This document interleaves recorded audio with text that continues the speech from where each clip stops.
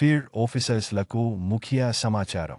Sorry friends, ఇది చదివాక మనసు బాధ కలిగితే నన్ను క్షమించండి. మై డియర్ ఫీల్డ్ ఆఫీసర్లకు ఈ నోటీసు చాలా ఇంపార్టెంట్. పూర్తిగా చదవండి. మీ టీంలో ఫీల్డ్ ఆఫీసర్స్లు ఉంటే చదివి వినిపించండి. పార్ట్నర్ కంపెనీలో మీరు ఫీల్డ్ ఆఫీసర్స్ కాగానే ఒక రిస్ట్ వాచ్ ఇచ్చి ఉన్నది. ఈ రిస్ట్ వాచ్ ఇచ్చుటకు గల కారణాలు మీకు తెలియాలి, తెలుసుకోవాలి కూడా. అవి ఏంటో అన్నది ఒక్కొక్కటి ఒక్కసారి గుర్తు చేస్తున్న మిత్రమా. ఈ క్యాడర్ అనేది నీ యొక్క దిశను మారుస్తుంది.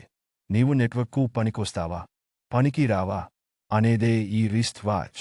ఏముంది, నీ యొక్క ఫ్రెండ్స్ను ఒక్కొక్కరిని రిఫర్ చేస్తే చాలు అయిపోతారు ఫీల్డ్ ఆఫీసర్. మరి వారు వర్క్ చేయాలిగా, మీరు చేపించాలిగా అనేదే ఫీల్డ్ ఆఫీసర్స్.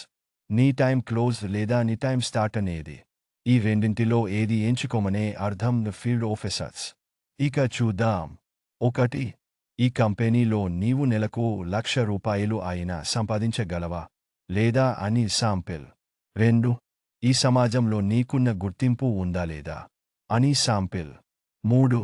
నీవు నీ తెలివితేటలు కారాయిల్లో ఎంతవరకు వాడి ఉంటావు లేదా అని శాంపిల్. 4. నీవు నీ మనసు సాక్షిని ఎంతవరకు నమ్మి ఉన్నావు లేదా అని శాంపిల్. 5. నీవు ఈ కంపెనీ గూర్చి ఎంత లోతుగా నేర్చుకున్నావా లేదా అని శాంపిల్. 6. నీవు నేర్చుకున్నది గొప్పగా చెప్పావా లేక చెప్పలేకపోయే ఉంటా అనే శాంపిల్. 7. నీ టైం మొదలైనది కంపెనీలో నీవు ఉండాలా లేదా అని శాంపిల్. 8. నేచర్ పెట్టే పరీక్షలలో గెలుస్తావా లేదా అని శాంపిల్. 9. ఇప్పుడు నువ్వు లీడర్గా ఉండగలవా లేదా అనే శాంపిల్. 10.